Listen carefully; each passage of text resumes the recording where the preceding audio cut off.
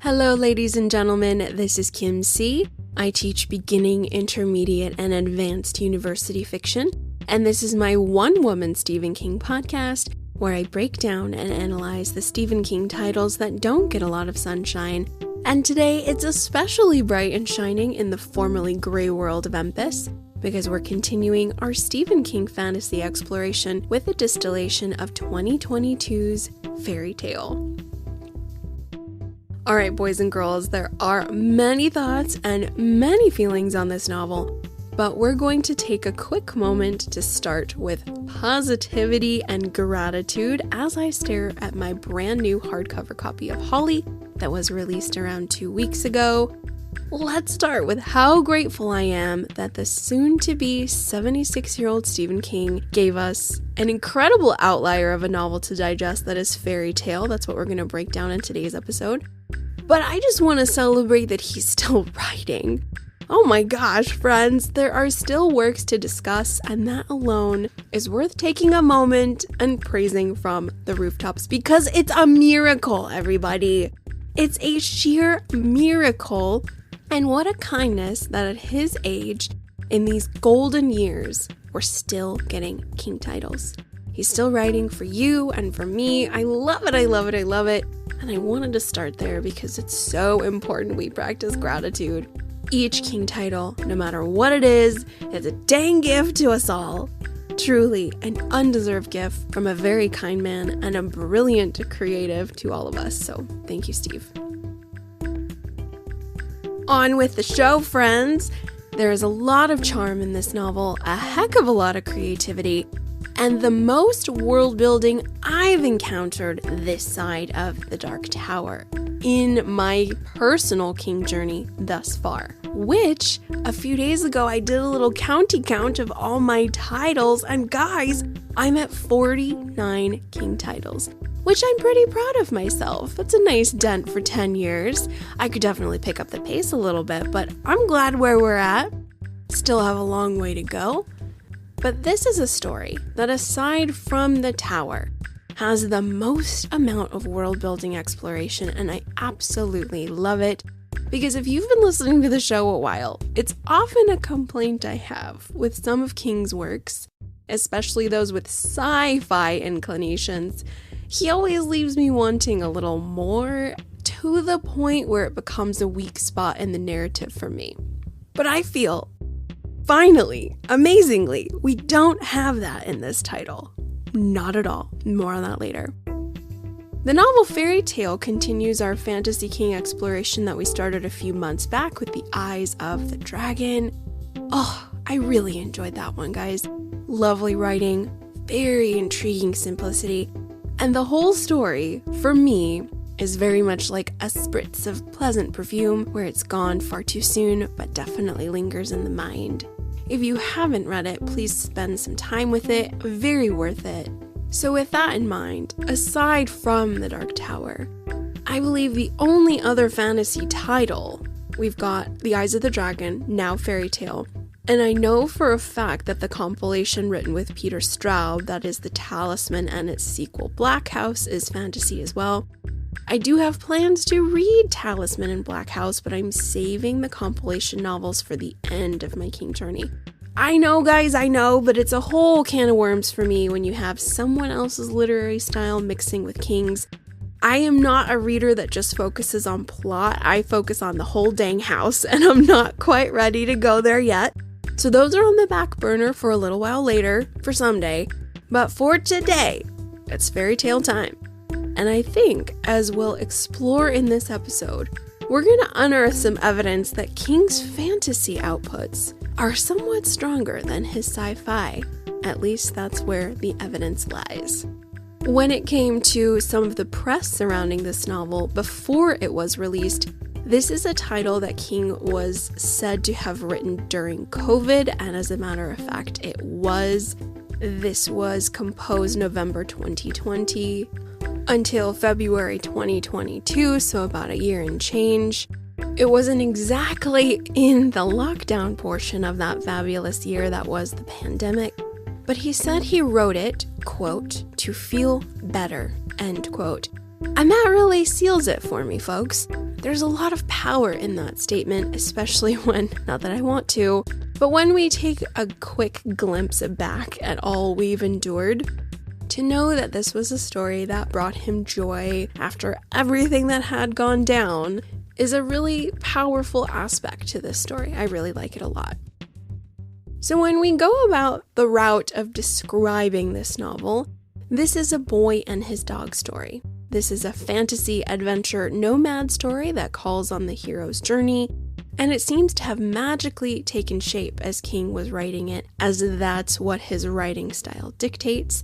As we've discussed on this program, King is a novel explorer and story pioneer rather than a plotter and a planner, which makes this novel, for me, very unique. Some critics said that they didn't get enough world building in this story, we didn't get enough time in this other place, but my guys, I was flabbergasted by how much we did get. Whoa! Typical Steve stories, I'm hunting for the bare minimum, the tiniest crumb and crust of bread. And here we are, friends, we have 400 pages. Holy hell! That's a lot for me. 400 pages of pure fantastical world building. I was more than satisfied.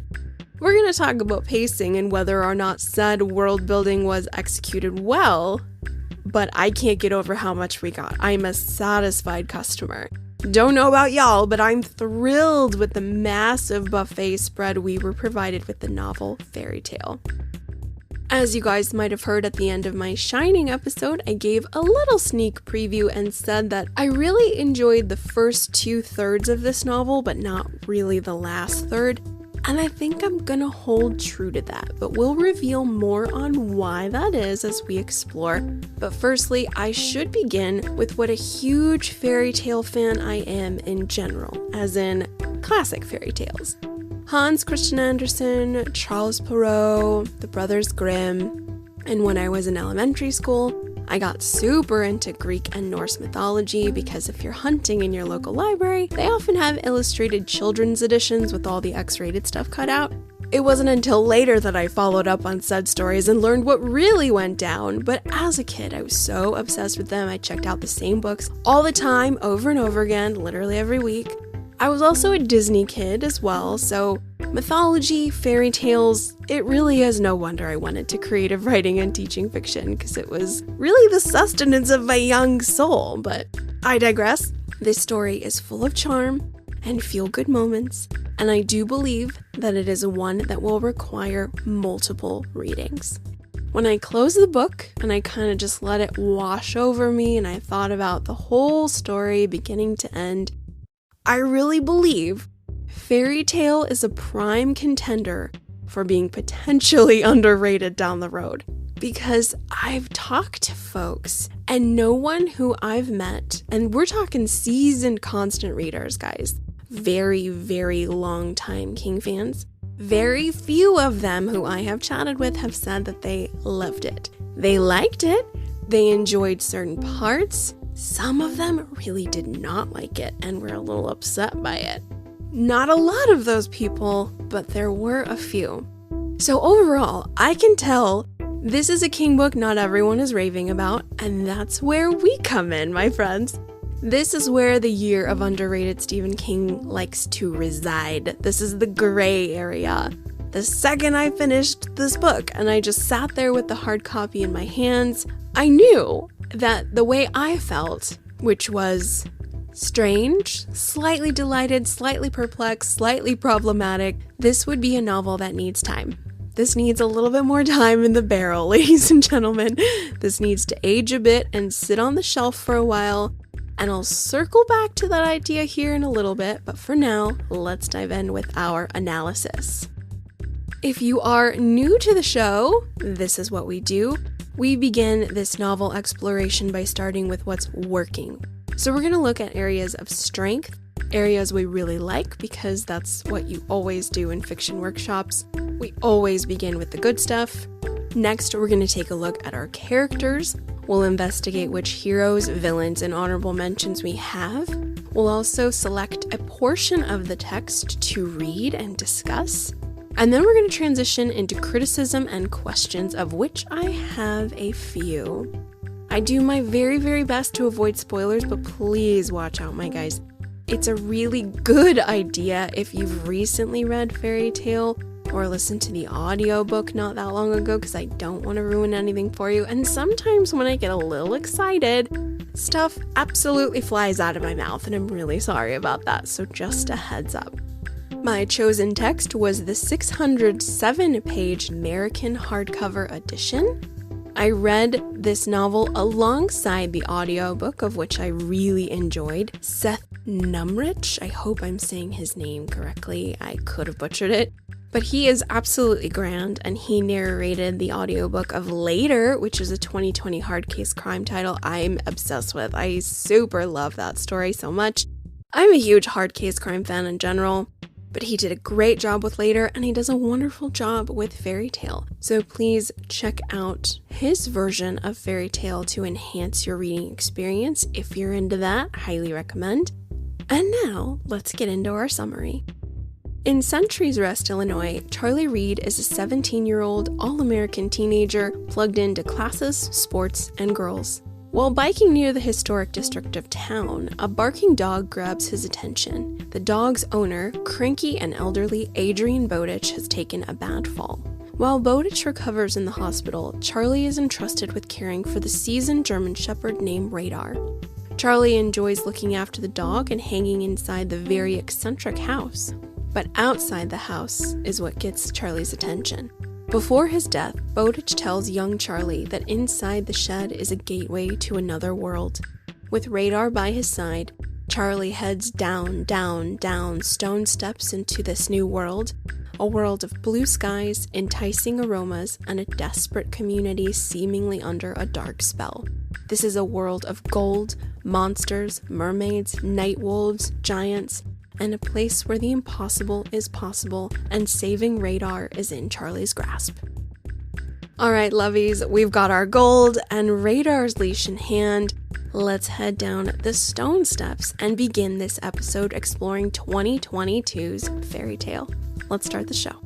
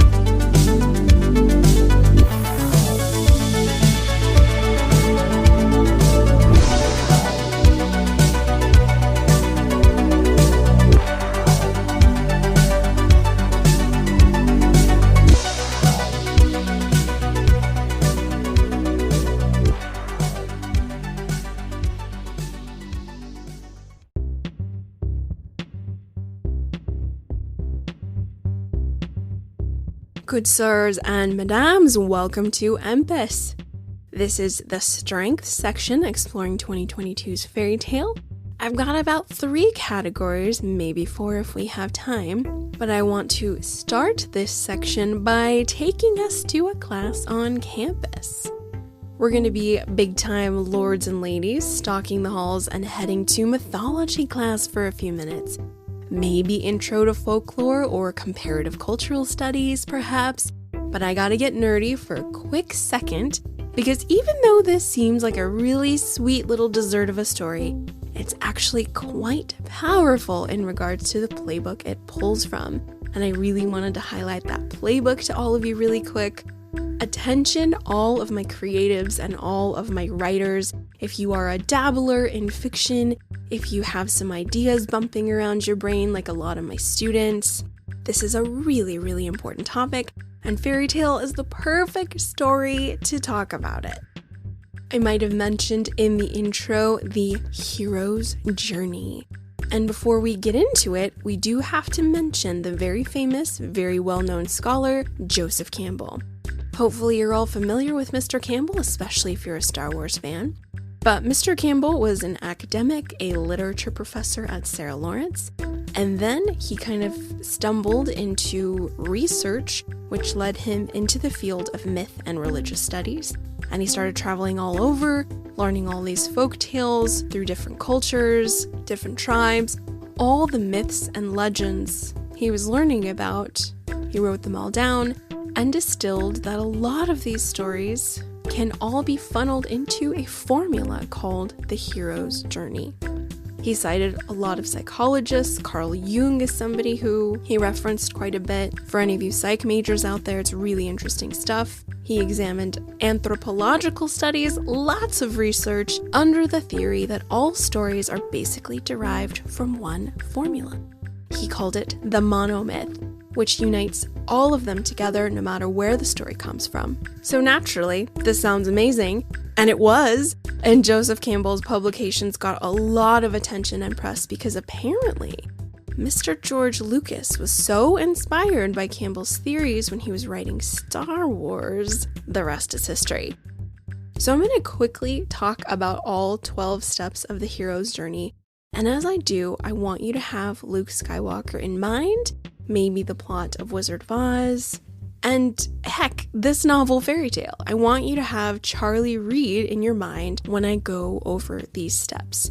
So once more, if you are a fiction person or if you're somebody who says, I have a really great story in my mind, but I really struggle with plot, the steps of the hero's journey are going to help you so much. They always bring my students a lot of insight when we talk about the hero's journey, and Charlie's adventure through Empis is the perfect platform to discuss this model. Here we go. We have 3 acts, and for Act 1, Step 1, Ordinary World. This is where the hero exists before his present story begins. Oblivious of the adventures to come, it's his safe place, his everyday life where we learn crucial details about our hero, his true nature, capabilities, and outlook on life. So remember young Charlie Reed biking around town. We of course do get some beautiful character building with Charlie's early life, more on that in the next section. Step 2, the call to adventure. The hero's adventure begins when he receives a call to action, such as a direct threat to his safety, his family, his way of life, or to the peace of the community in which he lives. It may not be as dramatic as a gunshot, but simply a phone call or a conversation. But whatever the call is, and however it manifests itself, it ultimately disrupts the comfort of the hero's ordinary world and presents a challenge or quest that must be undertaken. Number 3, refusal of the call. Although the hero may be eager to accept the quest, at this stage he will have fears that need overcoming. Second thoughts or even deep personal doubts as to whether or not he is up to the challenge. When this happens, the hero will refuse the call and as a result may suffer. Number 4, meeting the mentor. At this crucial turning point where the hero desperately needs guidance, he meets a mentor figure who gives him something he needs. He could be given an object of great importance, insight into the dilemma he faces, wise advice, practical training, or even self-confidence. Whatever the mentor provides the hero with, it serves to dispel his doubts and fears and give him the strength and courage to begin his quest. Side note, let's go to A New Hope, one of my favorite Star Wars films personally. I take that back, it's actually Return of the Jedi. But I love in A New Hope, this step 4, would be the part where Luke is talking to Ben Kenobi in the cave. He sees a lightsaber for the first time, hears the name Darth Vader mentioned. This is all that. Step 4, going down with Ben Kenobi and Luke Skywalker. This would also be the time in our novel where Charlie Reed gets this wonderful tape from Mr. Bowditch, which has some very telling info. Step 5, crossing the threshold. The hero is now ready to act upon his call to adventure and truly begin his quest, whether it be physical, spiritual, or emotional. He may go willingly or he may be pushed, but either way he finally crosses the threshold between the world he is familiar with and that which he is not. We literally crossed that threshold on our way to Empis. Down, down, down the stone steps. The opposite of the beanstalk. Instead of climbing up, we go down. So much fun. This leads us into Act 2. We're halfway through the steps, my guys. Act 2, Step 6, Tests, Allies, Enemies. Now, finally, out of his comfort zone, the hero is confronted with an ever more difficult series of challenges that test him in a variety of ways. Obstacles are thrown across his path. Whether they be physical hurdles or people bent on thwarting his progress, the hero must overcome each challenge he is presented while on the journey towards his ultimate goal. Let's think about all the citizens of Empis that cross Charlie's path and give him an immense amount of assistance along the way. Step 7. Approach to the inmost cave. The inmost cave may represent many things in the hero's story, such as an actual location in which lies a terrible danger, or an inner conflict which up until now the hero has not had to face. As the hero approaches the cave, he must make final preparations before taking that final leap into the great unknown. Step 8. Ordeal. The supreme ordeal may be a dangerous physical test or a deep inner crisis that our hero must face in order to survive, or for the world in which our hero lives to continue to exist. Whether it be facing his greatest fear or most deadly foe, the hero must draw upon all of his skills and his experiences gathered upon the path to the inmost cave in order to overcome his most difficult challenge. Act 3. The final turn. 3 more steps. Step 9. Reward. Seizing the sword. After defeating the enemy, surviving death, and finally overcoming his greatest personal challenge, the hero is ultimately transformed into a new state, emerging from battle as a stronger person and often with a prize. Number 10. The road back. This stage in the hero's journey represents a reverse echo of the call to adventure in which the hero had to cross the first threshold. Now he must return home with his reward, but this time the anticipation of danger is replaced with that of acclaim, and perhaps vindication, absolution, or even exoneration. Step 11. Resurrection. This is the climax in which the hero must have his final and most dangerous encounter with death. The final battle also represents something far greater than the hero's own existence, with its outcome having far-reaching consequences to his ordinary world and the lives of those he left behind. Number 12. The last step, we did it! Return with the elixir. This is the final stage of the hero's journey in which he returns home to his ordinary world a changed man. He will have grown as a person, learned many things, faced terrible dangers and even death, but now looks forward to the start of a new life. His return may bring fresh hope to those he left behind, a direct solution to their problems, or perhaps a new perspective for everyone to consider. Alright listeners, that concludes the 12 steps of the hero's journey. And hold the phone, isn't that this entire novel, guys? It is! Start to finish. I love it. King absolutely followed the playbook of the hero's journey. It's immensely successful, especially for me, Acts 1 and 2. The third act, more on that later, got some issues, but ultimately, the hero's journey is concluded in a beautiful and succinct way. This is such an amazing tool, and I'm so glad that we really see King utilizing it. I doubt he took a look at each and every step.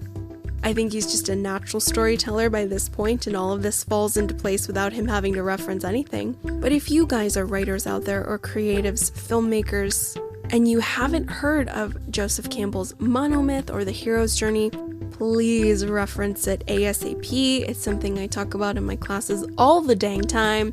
It's a really beautiful way of looking at an adventure story, creating a compelling narrative, building characters, and especially if you struggle with plot, I've noticed that this really helps a good deal. So one of the strengths for me within Fairytale is that King references, or seems to reference, and allows the writing to embody the hero's journey almost step for step. It's beautiful. It's classic, it's timeless, and I really, really enjoyed seeing it in this narrative. Number 2, world building. As I kind of mentioned in our intro, I'm freaking out, guys. Holy hell, we have a dump truck full of stuff, full of amazing details. Here are some of the world building details that we get, and I'm absolutely blown away. Here are my little subcategories. Firstly, the kingdom of Empis. This is a whole nother world, seemingly a medieval kind of society, very soaked in traditional fairy tale as we come to find out. That was the inspiration King was working with. Mother Goose kind of stuff, more on that later. But we have strong setting details and lots of sensory details, friends. Scents, textures, tastes. Lots of food is eaten. This is definitely a nomadic kind of plot. Charlie is moving around, he's observing the customs. Within this world, a curse has been placed upon the people. People have literal gray skin, deformed features. They are often missing features that have to do with the 5 senses. So someone might be missing the ability to speak, to hear, to see. So when the reader arrives in Empis, there's a lot of lovely, beautiful stuff around, very reminiscent of The Wizard of Oz, which I believe King likes to utilize quite a bit in his writing, especially if you take a look at the Dark Tower Book 4, Wizard and Glass. Wizard of Oz is absolutely everywhere in that. It's wonderful, and I think King references it again in this novel. We have a field of red poppies, much like Dorothy sees on her way to Emerald City. The poppies in Wizard of Oz, of course, make you very sleepy, but in Empis, they smell like chocolate. It is beautiful. There are monarch butterflies everywhere. Oh my gosh, guys, the animal life. We have huge monarch butterflies, which actually seem to be a totem of Empis, especially in Lilimar Castle. Butterflies are everywhere, on flags, on statues, and they themselves seem to be everywhere, the physical creatures. Butterflies everywhere. We also have night wolves. Within this novel, we have a new language called Empisarian. It seems to be a little bit Old English style, and what's really interesting is in this novel, it latches on to your current language and will morph the way you speak. So fascinating, guys. So Charlie will say he heard a person say a certain phrase, so he translates it in his contemporary English, but then realizes that that's not how he heard it in his head, that it changed and it was something different. So it's not a completely different language with different roots from English, of course, it's just different expressions. The colloquialisms are very, very different.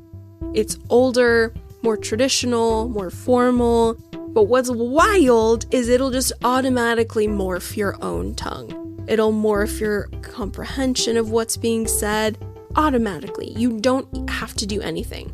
So if you go to Empis, you'll just start talking like them. And when you hear them, you'll hear it in a way that you'll just understand what they mean automatically. You don't have to do anything. Super cool. The other wild world-building feature is people. We don't really have a greater example other than Charlie himself, but he seems to have a physical transformation once in Empis. His eye color changes, his hair color, the language, as we mentioned, of course. So I don't know if this is a isolated incident, because it is said that Charlie might be a prophetic prince who was promised, so might not be something we can attribute to all guests, but we'll just throw it in here for right now. He actually physically changes.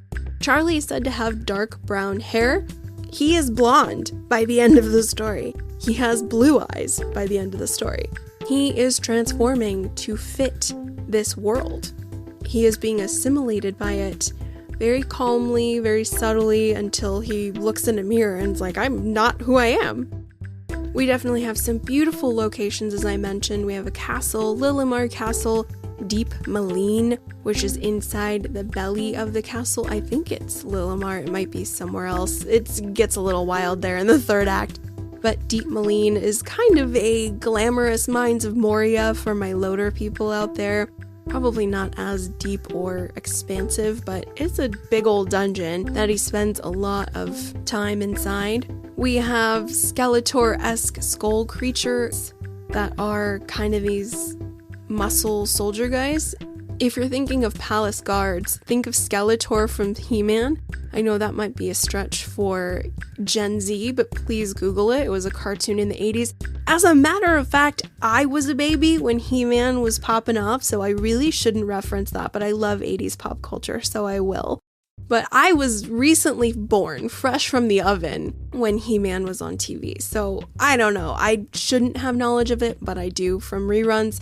But Skeletor is the evil big bad, and I couldn't help but think about Skeletor when I was reading about these palace guards, very Skeletor-esque. We've got dwarves, we have mermaids, we have giants, we have the whole enchilada, my friends.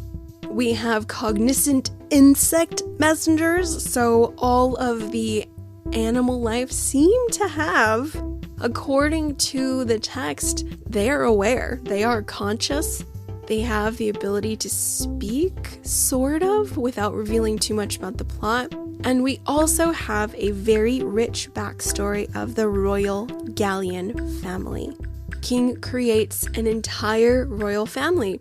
We meet Princess Leia of the Gallian. She has a magical connection to Empis, as does her entire family. The Gallian family are very important. Think of the Romanovs in Russia, they're pretty iconic, and there's a lot of tragedy that befalls them, much like the Romanov family. We learned that Leia is the youngest of 7 children, and she and her youngest brother Eldon, more on that guy later, they were always alone and wandering the castle, and it is Eldon who really transforms the story. But in this adventure, we have the roots of this royal family and an archetypal damsel with the character of Leia, who demonstrates later in the story she's a very capable and powerful leader. She's dead set on taking her kingdom back. We have a very rich lore. We've got a beautiful royal family history presented to the reader. It really makes Empis so much more grounded when we look at the curse on the people, when we take into account all that's going down in these locations. There's been a lot of tragedy, there's been a lot of abandonment of these former, very popular, populated cities and suburbs. Something really bad has gone down, and King lays that as his foundation for Charlie walking into this world. Sensory details everywhere, guys. As I mentioned, just food, clothes, textures, sights, smells. I'm just blown away. There's so much here. Wow. For King, I was so thrilled. Whether or not you think it works or if you're okay with the story, let's take a minute to admire the kitchen sink he threw at this. Details, lore, backstory, visuals, setting, details. I am thrilled. So that is a huge strength for me, friends. The world building within Fairytale. 3. The magical and dramatic plot. I know we talked earlier about the hero's journey, and it's so integral to making this plot absolutely kick-ass, and that's what it is, guys. I love the plot in this story. It anchors the reader because what we have at the heart of Fairytale are some beautiful tropes. We have Charlie as a boy. He's got his dog. We've got the elderly benefactor trope that I absolutely love. It's featured in several of my favorite Stephen King stories, and I was just talking with my friend Matt from Tower Junkies on one of my favorite novellas, Mr. Harrigan's Phone, that has the elderly benefactor trope. I love it within King's work. So we have that again with Adrian Bowditch, who has this extra special knowledge about Empis. He has been there before. He's done a lot of stuff in Empis. He's made a lot of friends. He's got a lot of secrets. And before he kicks the bucket, he tells Charlie, hey, this place exists. You gotta go down there. You have an opportunity to plug in with some amazing power. And so I'm gonna give you that before I head out. Also, I got a lot of gold you can have as well. It's just so good. Not only is that trope featured in Mr. Harrigan's Phone, it's also in Low Men in Yellow Coats, my other favorite novella. Hopefully you guys all love it as well. We also have it in a beautiful short story called Cookie Jar, which is found within the Bazaar of Bad Dreams.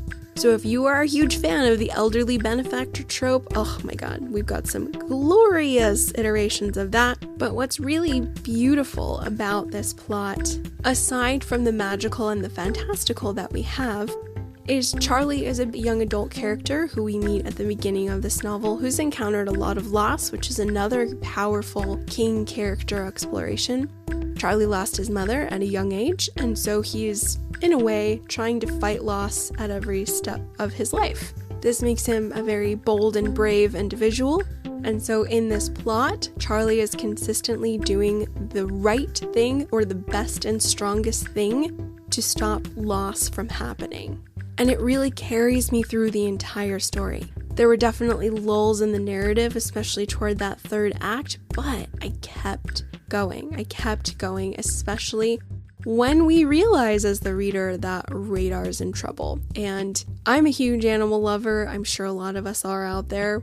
King really lays it on very, very thick that fighting for Radar and animals is worth everything. Very, very powerful. So I was extremely pleased when I look at the plot within Fairytale. Lots of fun stuff going on. It carried me through. I might have one or two things to say in our criticism section about the third act. Prepare for it. But overall, extremely pleased. To recap on our strengths, we have all 12 steps of the hero's journey, acts 1, 2, and 3. It's done beautifully within this novel. Number 2, world building. Holy crap, we have an overstuffed moving van full of details. Oh man, I've never seen this much in all 49 King titles, my friends. I've never seen this much. It might exist in a title I haven't read yet. If so, let me know. Please write into the show and tell me. Give me a sneak peek. But hold the phone! I've never seen so much! It's rich. I feel completely satisfied with this world he has built. I felt immersed in it. I felt like it was real. I could touch it. I could taste it. I could see it. That's what you want. Bravo, Steve. Wow. Really, really lovely. I was incredibly pleased that we've never had this much before. I will debate you with this. Granted, if I haven't read the book, I can't really debate you, but in 49 King titles, we gotta take a look that this is a lot, all caps. Okay, I'm really loving it. And lastly, the magical and dramatic plot. We've got boy and his dog trope, elderly benefactor, hero's journey.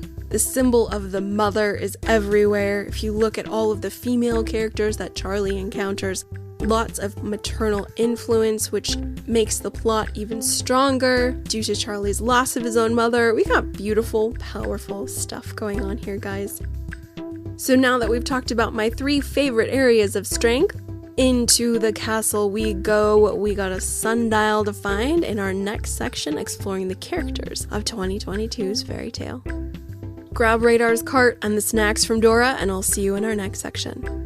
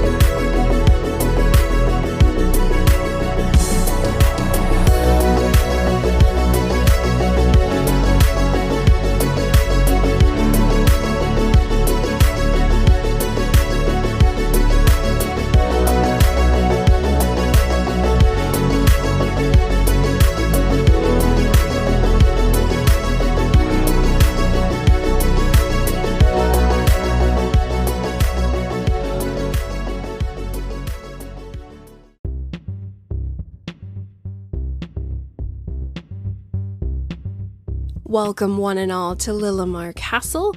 This is the section of the episode showcasing the characters from 2022's Fairytale. I know I've mentioned a few folks already, but this section highlights our characters under the headings of heroes, villains, and honorable mentions. And every now and again, sometimes we get a problem child, but we don't have any of those today. However, the child sort of. The teenager I would like to begin with today, our hero of heroes, is of course our narrator and main protagonist, Charlie Reed. The narrative takes place in 2013, making Charlie 17 years old, born in 1996. At the conclusion of the novel, Charlie is 27-28, so we have about 10 years go by from the events of the story until the very end. More on that in a little bit. Charlie is definitely a Gen Z, but King gives him some delightful old soul characteristics that I really enjoy. He is a fan of the TCM channel, Turner Classic Movies, lots of amazing films on there. I think King himself is a huge fan of TCM, so it works well with Charlie's character that this is something he and his dad participate in. But our character of Charlie, of course, as I mentioned in previous sections, lost his mother at a very young age. I believe he must have been about 5 or 6. And his father started heavily drinking after that, and because of that tumultuous environment, Charlie was a little bit of a bad kid up until he started to turn it around once his father got sober, right around the time he entered high school. We have mentioned that he was very violent, he caused a lot of damage, a lot of vandalism, general tomfoolery, and mischief making because he was in pain. King does not lean into this too much, but it is apparent. And I'm glad that this is added to Charlie's character because he is really good. It makes so much sense that he's our hero. He just is always doing the right thing. He does well in school, he does well in sports, and he honestly kind of reminds me of Dennis from Christine, if you guys remember that narrative. Arnie Cunningham's best buddy. Dennis is just the it boy. He is handsome, he is talented, he's nice to Arnie, he's just the best all the time, every day. Charlie Reed is comparable in that way. Super talented, 6'4", I'm assuming handsome. Smart, likes to read, likes old movies. This guy's a star. I would have definitely had a huge crush on him. So I like that we do have this time in his life where he was really the bad kid, and I think it's important. It's a really interesting aspect of Charlie's character that he was able to turn it around once his home life started to improve. But ultimately, Charlie is a sweet, good kid with a very open heart. He does the right thing consistently, he makes the right choices, kind, polite, just a really good kid, and we enjoy him. We enjoy what he's passionate about. We cheer for him, we are worried for him. He's a lovely narrator, and I'm really happy that he's our main character. From Charlie, I do need to talk about Charlie's dad. I don't know why I don't have a name written down in my notes. Sometimes I miss things, sometimes I forget. But after the death of his wife, Janie, Charlie's dad definitely spirals into severe alcohol abuse, where Charlie is exposed to a lot of it. He's cleaning up after his dad, he's seeing his dad intoxicated night after night after night. His dad is, of course, laid off from his job, perhaps even fired from his job because of his alcoholism. There's a little bit of real drama and pain surrounding the character of Charlie's dad. However, there is a miracle, quite literally a miracle early on in the novel, when Charlie's dad starts to go to Alcoholics Anonymous. He receives a really great sponsor, someone who's very dedicated and devoted, and it definitely pulls Charlie's dad out of the rut. He gets on his feet again, he starts working for himself, he has his own business selling insurance, and Charlie kind of has this epiphany that because he prayed to God to heal his dad, his prayer was answered, and therefore he has a debt to repay. Hence the plot that goes into motion. I love the plot so much. But after we sort of pass that very bumpy time in Charlie's early adolescence when his dad is heavily drinking, Charlie's dad really makes a 180, and it's so nice to see. It's really nice to see a kind of fractured home repair itself to the best of its ability, and we do get to see that with Charlie and his dad. Their bond is very strong. Charlie's dad really tells him, hey, you need to do well in school. College is absolutely going to happen. Do your best in athletics. And Charlie is so happy that his dad is no longer drinking that he's just going to go all in on the opposite side as well. He's going to excel. He's going to work hard. He's going to do his best. So I really, really enjoy Charlie and Charlie's dad. Our third main character is Howard/Adrian Bowditch. We find out that Adrian is his first/original name. I won't go too into that because I don't want to reveal too much about the magical associations there. But Howard is the name that he first uses when he introduces himself to Charlie. Adrian is, of course, the very wealthy, very cranky recluse who lives in the old house in the historic district of town, the spooky house that's known as the Psycho House. It gives me reminders of the Marston house from Salem's Lot, that big looming mansion staring over the town. This is kind of similar, but Adrian Bowditch is just cranky, quirky, but he has a huge soft spot for his one and only love, Radar the dog. Anything concerning Radar, he is absolutely a puddle. He's so worried about her. He's so nervous. He wants Radar taken care of no matter what. He doesn't care about himself. All he cares about is Radar. So that's an aspect of Mr. Bowditch that we really enjoy. And then toward the early first act, we do find out that Howard Bowditch is not exactly what he seems. And there's a lot of secrets in that old spooky house. There's a lot that he needs to tell Charlie before he leaves this world. But I love him because he represents that elderly benefactor trope that I mentioned. Even though he's not as nice as the other gentlemen that we see throughout King's Tales, he's not a Mr. Harrigan, he's not a Ted Brodigan. Those guys are nice. For the most part, Mr. Harrigan's nice. He was never ever cruel to Craig in Mr. Harrigan's phone. Not that I recall, not that I thought. Mr. Bowditch is a little crankier. I would say he's probably the crankiest one we have. But then once he starts to trust Charlie, and once he sees that Radar really likes Charlie, he definitely relaxes a bit and realizes that he actually really needs Charlie's help. And if he wants to get done what he needs to get done, then he better have Charlie as an ally. He's a really interesting individual. I do wish we kind of had more from Mr. Bowditch. We find out that he does have a very strong association with Empis.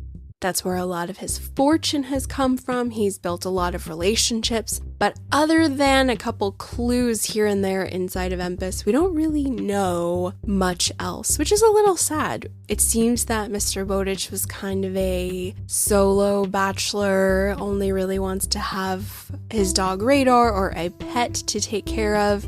Wasn't really into marriage or children. I didn't write down any notes if there was a reason for that, if something happened in Empis to prevent that. I don't think that happened. I would have wrote that down. It just seems that Mr. Bowditch was completely content being by himself in his old house, liking what he likes, which was old movies and old tech, and he had his dog, and that's all he needed. He was fine getting his groceries delivered and not having any friends, and just, he was completely content with that. So a little bit more on the cranky side in terms of some of the senior citizens we have exhibited in the elderly benefactor role, but I really do like that he does, in fact, benefit Charlie immensely with the secrets he possesses about Empis. He has to tell him, he has to let him know, hey, that shed in my yard is no ordinary shed. It's a doorway to this other world, and I need you to go there. Really, really good stuff. Lots of good potential with Mr. Bowditch. Once more, I do wish there was just a little bit more. A little romance, a little bit of something there, Steve? No? Okay, so that's Adrian Bowditch. Our last character that I want to talk about is our sweet baby Radar. She is a German Shepherd. She's about 16 years old in human years, and when we meet her, she's doing all right, but her health is in decline, which is a major plot point. It's one of the reasons why I enjoy the plot so much, is suddenly it all becomes about this precious doggie that just walked into Charlie's life, unexpectedly created this huge bond with him. And we have two gentlemen who really love her. She's a good dog. She's very protective. She's just getting on in years and her health is declining, and she's been given some very bad news by the vet. The plot is in motion to see if something could be done about that. Radar is a huge, lovely character in this novel. She's a great symbol throughout this adventure. She's almost like a talismanic glowing orb of everything for Radar. We have to do it for Radar. So she becomes larger than life, this dog. And in Empis, Charlie has to kind of cart her around because she can't walk. And it really starts to go south for her. Radar really pulls at the heartstrings, ladies and gentlemen. If you are somebody who really can't handle dog perishing right now, fear not. That's all I'll say. But Radar's presence in this story is so warming. I'm so happy about it. It's sweet, it's simplistic, and some would argue maybe it's a little derivative, maybe it's a little rudimentary. Oh, it's just a dog. No, she's so much more than just a dog, and King really sees to that, so I love it. Those are our 4 main characters within Fairytale. And I did want to mention really quick, like a quick crop dusting of some of the Empis characters. I'm not going to spend a lot of time on these because I don't want to ruin it. There's a lot of secrets and magic within the world of Empis, and I don't want to crack that open in the episode too much, but I will mention them. We've got Christopher Polley, who's a mischief maker. He is very short in stature, and one could compare him to Rumpelstiltskin a little bit. Next, we have Princess Leah of the Galleon family, who I mentioned in our last section. We have Dora. Dora's really great. She is a cobbler, and her profession as a cobbler is a huge aspect of the story. We've got Woody, Claudia, Hannah, who is a villain, who is not a good character at all. And lastly, we have Eldon. All of these people live in Empis only. They never exist outside of Empis. They have very layered attributes to them that link up to some of the fairy tales that King is exploring. I'm going to talk about those in our next section in greater detail. But yes, lots of Empis folk. I am forgetting somebody. Peterkin. That's right. Peterkin and Christopher Polley kind of confuse me a little bit. I will mention that in the criticism section, so we won't go too in-depth here. But yes, these people are all individuals who assist Charlie on his journey. They are integral to his survival in Empis. They are allies, they are friends, and they are charming portraits within this world of Empis.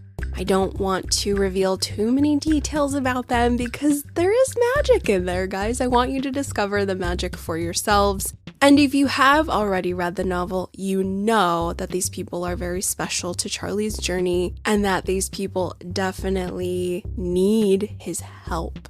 These are people who are not doing well personally due to the curse over Empis. So Charlie is definitely pushed to try and figure out a way to help them and stop this big bad who has caused so much pain and suffering within Empis. So to recap, we have 17-year-old Charlie Reed, who is 28 at the end of the novel.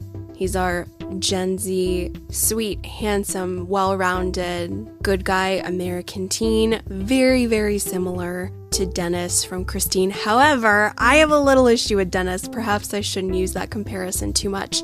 Charlie seems like 100% good guy. Dennis was probably like an 85% good guy because he did some shady stuff to Arnie with Arnie's girlfriend. You guys remember? I wasn't really down with that. But anyway, a little bit of Dennis in there. Charlie is definitely way better, in my opinion. We've got Charlie's dad, who overcame alcoholism, got on his feet, really stepped up, and became a very strong single dad for Charlie. We have Howard/Adrian Bowditch, our elderly benefactor, our cranky, cantankerous recluse, who super loves his dog Radar and has a lot of money from mysterious sources. And lastly, we have Radar, the German Shepherd. She is getting on in human years, even more so in dog years, definitely loves her owner and loves Charlie, and she really becomes a totem for this story. And I'm really, really glad she's in the narrative. Our additional Empis folks, Christopher, Polley, and Peterkin, Leah of the Galleon, Dora, Woody, Claudia, Hannah, and Eldon. Before we head out of here, I did want to read a small excerpt from the text. We have a very charming narrator with Charlie. He is, of course, 17, and I love this portion of the novel because he's breaking the fourth wall a little bit. He's kind of talking directly to the reader, which I like. And we get to see a lot of his thought process. We get to also connect with this unknown future narrator. And at that point in the story, we don't know how old he is, where he's reporting from, what life looks like. So it's really intriguing. I definitely took pause at the section I'm about to read because I thought it was really cool. I thought it was very strong and it made me want to keep going. This section can be found in the American hardcover shortly after chapter 12. It begins on page 204. You may have gotten a pretty good feeling about young Charlie Reed by this point. I'd guess, sort of like a hero in one of those YA adventure novels. I'm the kid who stuck with my father when he was drinking, cleaned up his vomit, prayed for his recovery on his knees, and actually got what he prayed for. I'm the kid who saved an old man when he fell off a ladder trying to clean the gutters. The kid who went to visit him in the hospital and then took care of him when he came home. Who fell in love with the old guy's faithful dog and the faithful dog fell in love with him. I strapped a .45 and braved a dark corridor, not to mention the giant wildlife therein, and came out in another world, where I made friends with an old lady with a damaged face who collected shoes. I'm the kid who overpowered Mr. Heinrich's killer by cleverly dumping gold pellets all over the floor so he'd lose his balance and fall down. Gosh, I even played 2 varsity sports. Strong and tall, no acne, perfect, right? Only I was also the kid who put firecrackers in mailboxes, blowing up what might have been somebody's important mail. I was the kid who smeared dog shit on the windshield of Mr. Dowdy's car and squeezed Elmer's glue in the ignition slot of Mrs. Kendrick's old Ford wagon when Bertie and I found it unlocked. I pushed over gravestones, I shoplifted. Bertie Bird was with me on all those expeditions, and it was the Birdman who phoned in the bomb threat, but I didn't stop him. There were other things that I'm not going to tell you because I'm too ashamed. All I'll say is that we scared some little kids so bad they cried and pissed themselves. Not so nice, right? And I was mad at this little man and his dirty corduroy pants and his Nike warm-up jacket and his clotted, greasy hair falling over the brow of his narrow weasel's face. I was mad, of course, because he would have killed me once he had the gold. He'd already killed once, so why not? I was mad because if he had killed me, the cops, possibly led by Detective Gleason and his intrepid sidekicks, Officers Whitmark and Cooper, would have entered the shed in the course of their investigations and found something that would have made the murder of Charles McGee Reed look piddling in comparison. I was maddest of all, you may not believe this, but I swear it's true, because the little man's intrusion made everything more difficult. Was I supposed to report him to the police? That would lead to the gold being discovered, and that would lead to about 10 zillion questions. Even if I picked it all back up and put it in the safe, Mr. Ha-Ha would tell them. Maybe to get some consideration from the district attorney, maybe just out of spite. The solution to my problem was obvious. If he was dead, he couldn't tell anyone anything. Assuming Mrs. Richland's ears weren't as sharp as her eyes, and the 2 gunshots really had been very loud, the police wouldn't have to come. I even had a place to hide the body. Didn't I? I really like that portion. It's really kind of a summation of everything that's gone down this far. It's frenzied, it's a little bit manic, and for once Charlie doesn't know all the answers, he's a little uncertain. I found it very charming. So the following phrase definitely made me laugh throughout the novel, but if you've read the book, you know what it means and it's legit and I'm not crazy. But, hump hump kitties, into the dungeons of Deep Maleen we go. I'll see you in our last section.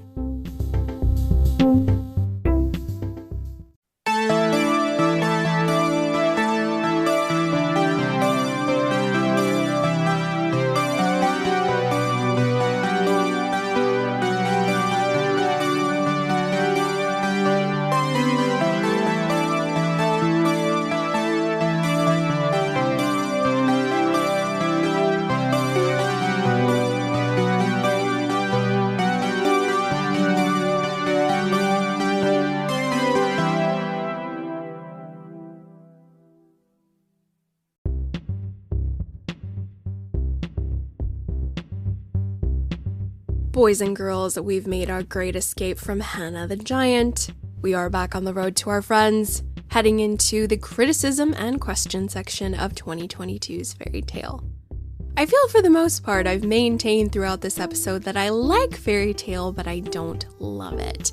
My hope is that some of these issues can be resolved over time. I hope in the future I might feel differently about some of the categories I'm going to bring to your attention.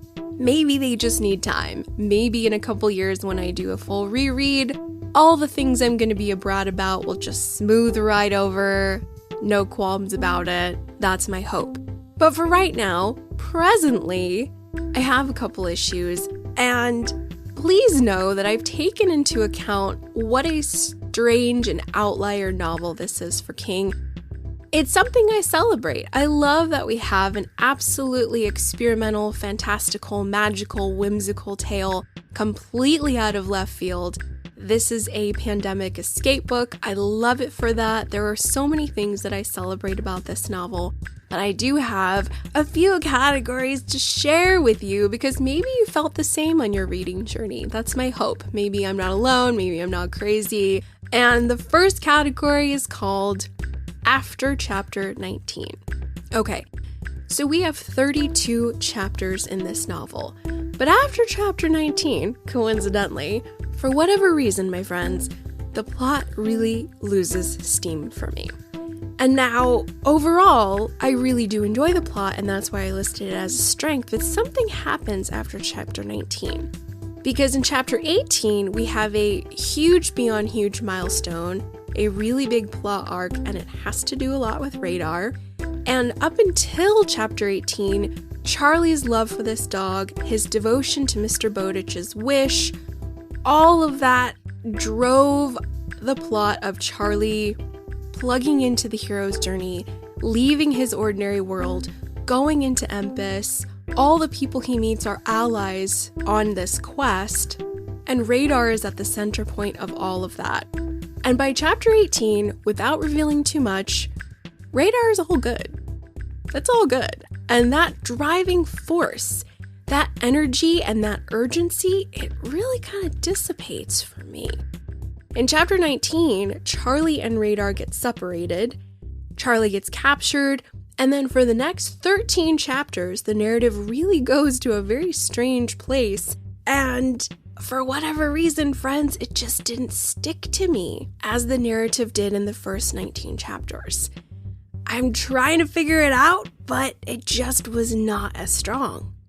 Charlie gets imprisoned, and he's kind of forced to fight in a battle royale kind of way that reminds me of The Gunslinger, when Roland had to fight Court with David the Hawk. I love David. But in this section of the novel, King, Charlie's imprisoned with all of these random Empissarian guys. Like 30 names are getting thrown at us. Every sentence, we're hearing like 18 people's names. And there are several sentences where Charlie's narration says, I know you're getting a lot of names thrown at you. More than once, guys, which leads me to believe King recognizes that, this part is a little bumpy. It's probably not fun for these people getting all these random names thrown in their face and you don't get enough time or any character development to latch on to. It's a little tricky and problematic. And so I guess my big issue with the final 13 chapters, the last couple are okay, but about 10 or so is rooted in the fact that the conflict wasn't engaging. There was a huge lull. Yes, Charlie's imprisoned and he's got to get free, he's got to get out, but it really goes on for a very, very long time. And I was just eager for it to be done because I wasn't sticking to it. Radar the dog is gone from the narrative until pretty much the end of the novel, which isn't fun at all, especially since Radar has kind of been like this totem at the center of our story. The first 300-ish pages are all Radar, and then all of a sudden, poof, she's gone. I'm not a fan of that. And also, all the characters we've met on the journey thus far are gone from the story. Dora, Claudia, Woody, Leah, all these people that we got to know when Charlie's in Empis bouncing around, they're all gone as well. and it's just Charlie in this very strange dungeon with Skeletor guards and a bunch of random Empis folks who have also been captured. There's not a lot of defining features to any of them to make sense of, like, how old are you? What are you? Where are you? It's a little tricky. And yeah, guys, I just found myself heavy sighing and wanting it to end. And that's never a good thing in a King book, right? Like, that's very unusual. That's not common. So for me, I kind of wish that Radar would have stayed with Charlie, or this imprisonment wouldn't have lasted as long as it did. And once more, my hope is that perhaps I'll feel differently in time, and Act 3 will definitely appear stronger in a few years on a second read-through, but I found myself eager for it to be over, and that's not great. So let me know if you had a similar circumstance with this third act, with these last 13 chapters. I'm really interested into what happened. Like, what happened other than the disappearance of Radar, this very long drawn-out imprisonment portion. Something deflated. Our tire went flat, guys. Real flat, and I need to figure out why. My second topic for discussion is more concrete fairy tales. So what's really cool about Fairytale is that King distinctly references real-life fairy tales, specifically from the Brothers Grimm. We've got the Goose Girl and Rumpelstiltskin. Those two are absolutely written by the Brothers Grimm. We also have outlined Jack and the Beanstalk. That one pops up right away, where King compares the descent into Empis like a reverse beanstalk. Jack and the Beanstalk is an English folktale. I'm unaware of the exact author. Aside from those three, maybe you could say we have a little bit of Hans Christian Andersen's Little Mermaid in there, tiny bit perhaps. That's a really dark fairy tale, by the way. If you've never read the original Little Mermaid, oh my gosh, get some tissues, it's brutal.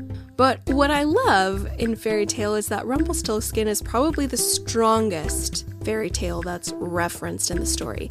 It definitely echoes throughout the narrative at the loudest volume, and I love it because Rumpelstiltskin is so dang good. The original is just dark and layered and super cool. Please check it out, Brothers Grimm. But Rumpelstiltskin directly correlates to two characters. The Goose Girl directly correlates to a character. And so I really latched onto that and loved it. But what I noticed is that King only did that with a few people. And then with one of the characters, we have a nursery rhyme, which I was a little stopped in my tracks about, because nursery rhymes are not fairy tales, friends. Just as a reminder, hickory dickory dock, the mouse ran up the clock strikes one, the mouse ran down, hickory dickory dock. These are rhyming schemes. These are cute little story phrases for children to practice memorization, pronunciation, all that good stuff. Little Bo Peep has lost her sheep and she doesn't know where to find them. I actually don't remember how Little Bo Peep ends, but nursery rhymes, my guys. You remember being little? Hopefully you remember. Hopefully it was a nice time for you. Hopefully nursery rhymes were a part of your youth. But King throws us a character that's connected to a nursery rhyme, and I'm like, what? What are you doing? No. So here's my issue. I was hungry for more concrete fairy tales. I really wanted more of them because we have a lot of characters that seem to stem from the fairy tales I previously mentioned. For example, Rumpelstiltskin has like 3 or 4 characters connected to it. The Goose Girl, 3 or 4 characters connected to it. And I kind of didn't want that. I wanted more fairy tales. And so I guess my critique is that I feel King should have doubled down and just given us more fairy tales to latch onto. Or, like the use it or lose it motto, none at all. Either scrap them all and make this journey into Empis a completely unique adventure, or give us more Brothers Grimm. We could have had Rapunzel, we could have had Little Red Riding Hood, we could have had Snow White. Like, if you like Brothers Grimm, get it. Give us more. Do more. And I say this because at the end of the novel, Charlie is 28 years old, and I think he's pursuing a graduate degree, but his academic study is folklore, mythology, fairy tales, like he is into it. He's so passionate about fairy tales based on his experience. So I was a little hungry for more of them.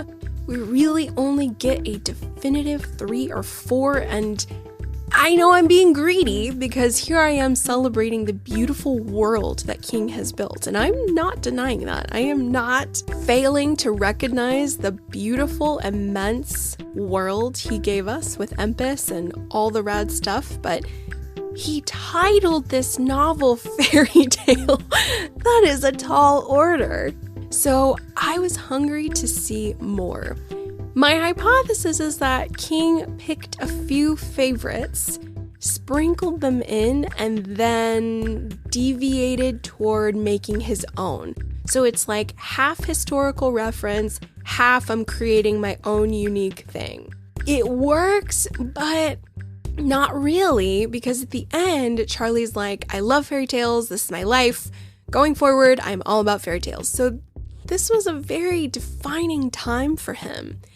We only have 2 to 3, 4 max definitive fairy tales plugged into the story, so I'm stuck, Steve. I wanted more.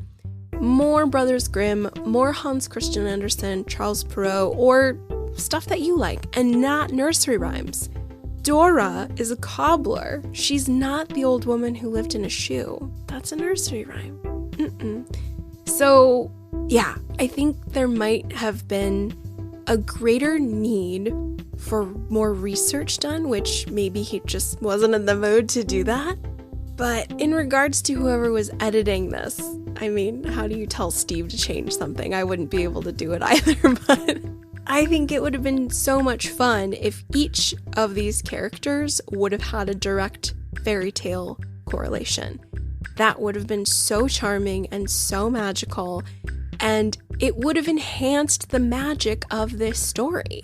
Instead, I'm clinging on to 1 or 2 fairy tales and trying to glue people to it. For example, the Goose Girl, several people stuck to it, and I'm like, no, only one person is the Goose Girl. Why does she need all these attachments when these individuals, who King does a great job of making them unique presences in the story, why can't they get their own fairy tale? So for being called fairy tale, we're a little light on the fairy tales, friends. And yeah, I know I sound greedy. I think it's valid. I think that he really had an opportunity to electrify this story with more, and he really doesn't. So, like I said, maybe over time it won't matter. I won't care, all that good stuff. The Rumpelstiltskin, as I mentioned, it is the strongest, and I love it for that, but I'm stuck. I want more. My third category, Peterkin and Christopher Polley. Why so similar? Okay, friends, I had a hard time with this. I was scouring my notes, rereading chapters, rereading passages, and I'm really, really confused. The character of Christopher Polley appears in the story before Charlie heads to Empis. He is described as a little person or someone who potentially could be a dwarf. He is very greedy and money hungry and is trying to rob Mr. Bowditch. There's a little bit of an altercation between he and Charlie. And then while in Empis, there's another dwarf-like character named Peterkin, who's a lot more mischievous, who likes torturing animals, causing a lot of mischief, and he erases the directions written by Mr. Bowditch way back several years prior to assist himself and Charlie to escape and navigate their way out. Peterkin erases it like a jerk. I was so confused, dear listeners, because both of those characters are connected to Rumpelstiltskin. They're really kind of direct parallels to it. It's strong, it's successful, but my question is if Christopher Polley and Peterkin are the same person. Meaning, is Christopher Polley a dwarf who's living in 2013, stalking Charlie and Mr. Bowditch's house, and then he makes his way down to Empis somehow and morphs into Peterkin, and it's the same kind of opposing force? Or is it just two individuals sort of like, he has an avatar for this world, and it's not Christopher Polley, it's like an evil twin? Or guys, I was so confused. It's just, maybe I'm thinking too much about it, but honestly, think about it. Who is Peterkin and who is Christopher Polley? They are so similar. So my confusion was wrapped up around the fact that they might be the same person, because when Charlie references them, they kind of seem to be in the same vein, or he lists their names next to each other. I just don't know. Are all the little people in this story directly connected to the evil Rumpelstiltskin? They all want to destroy Charlie's path somehow? Possible. I was just so confused. I was really struggling with that. And it's important because Christopher Polley is an integral part of the novel when it comes to the beginning of Charlie's hero's journey. Christopher Polley pops in right around step 2, the call to conflict. It's a pretty big deal. Like, we gotta know. So I need a little bit of help, guys. Category 3 is my request for assistance. If you could please reach out and give me some page numbers, give me some quotes, help me understand the distinction between Christopher Polley and Peterkin. I'm confused with these characters. I really need some help. So those are my 3 areas of criticism, and I do have one question I want to pose to everybody. I think it's a good one. So I'm titling this question, why does Charlie instantly love Radar? So I'm coming to this question as a total animal lover. I love animals so much. Doesn't matter what kind, bird, bear, hare, fish, for all my Wizard and Glass folks out there. But no, seriously, birds, cats, dogs, but I love them. I love animals. I love going to the zoo. I'm a huge fan. Here's the thing though. I was not raised around dogs. I had cats my whole life. My mom thought dogs were too messy, so we didn't get one. I love them, but anytime I'm around dogs, I don't really have a natural way of behaving around them. I pet them, but I feel like I'm doing it wrong. I don't know if I can read them as well as other dog owners. When they jump up on me, I'm always like, oh, what do I do? So there's that. And I reference this because when I was reading about Charlie instantly loving Radar, a German Shepherd, I thought about the fact that we don't have any background data on Charlie ever having a pet before. And I know this is very minor, it is very small, it is very minor, but think about it, friends. Charlie does not have any other siblings. And so we don't get mention of any other dogs, cats, birds. Like, how is he taking care of animals before? Because German Shepherds, in case you guys don't know, are very large dogs. When you are near a German Shepherd in real life, they are, at least for me, they are strong, awesome, amazing animals that are very intimidating. They are tall in stature. They are a big damn dog. And like, Charlie instantly falls in love with Radar. Instantly. It helps that Charlie is 6'4". I get it. Very cool. But I was hungry for more background character detail in regards to Charlie's relationship with animals. We never get mentioned that he owned pets, that he likes animals, that he likes dogs in particular. I think this would have enhanced the powerful bond between he and Radar. I think it would have enhanced the narrative a little bit. If he was little and the dog passed away, we've got strong connections with the loss of his mother and Charlie avoiding loss in general. That's what he strives to do at all times throughout the narrative. So I was just wondering, bro, how did you fall in love with a giant, very intimidating dog like Radar? This is so minor, and it makes total sense that maybe their bond was just meant to be, and I have radical acceptance toward that. Absolutely. It's such a minor little speed bump. But for me, if I'm faced with a very friendly German Shepherd, at first, I would be nervous as hell. I would just, I'm not around dogs. I like them a lot. I'm sure I would love Radar in time, but at first I would be pretty nervous. I would definitely, the size is intimidating. I'm a woman of 5'6". German Shepherds are big. They are police dogs, ladies and gentlemen. You know this. They are taught military commands. Like, these are strong, amazing dogs. And yeah, this is not a corgi. This is not a sweet little Shih Tzu or something that is cuddly and warm and cute. This is an intense dog. And I just kind of wondered why it was so instantaneous love and bonding. And maybe it just is, and that's all I'm gonna get, and that's all there is to it, and that's fine. Truly it is. At the end of the day, it is. I'm okay. I was just thinking about it. For me, it would take me some time to warm up to Radar. I'd be a little nervous. Once upon a time, I had to babysit for a kid who had 2 Great Danes and the parents didn't tell me, and I almost pissed myself. I am 13 years old. I am not yet the 5'6" I am today, and 2 Great Danes come toward me.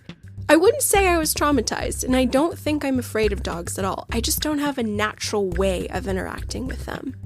I love them. I want to be their friend. Every single dog I meet, I love, and I always ask to pet them. But yeah, I am curious about why Charlie instantaneously loves Radar.